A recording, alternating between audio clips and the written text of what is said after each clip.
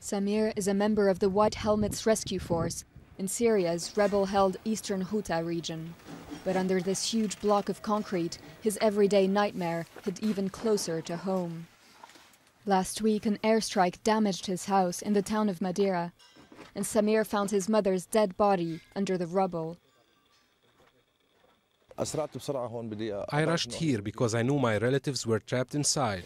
We dug an opening in the wall and climbed down to the first floor, but we couldn't find them.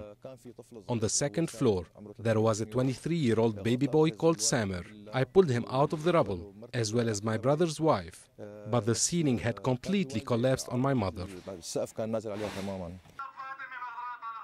In this video, widely shared on social media, Samir is heard crying for help as his mother's body lies trapped under the debris.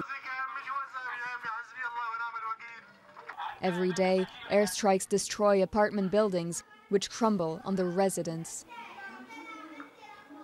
Said, another member of the White Helmets, was more lucky. During a rescue operation, he managed to save his son. I was in the ambulance on the way to the site of the strike. When I arrived, I discovered my neighbourhood had been bombed and my house had been destroyed.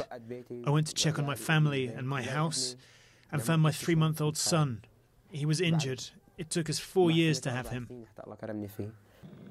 In 5 days, regime airstrikes have killed more than 250 civilians in rebel-held Ghouta, just outside Damascus. Malik was confined to a hospital bed after being injured by a strike outside this makeshift clinic. But normally, this 20-year-old nurse is the one taking care of victims.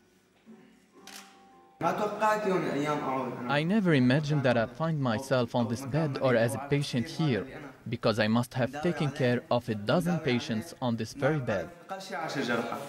Faced with the endless influx of wounded people, Malik quickly resumed work, tending to children injured by bombings over the past few days. The UN has called for a humanitarian truce, so far in vain.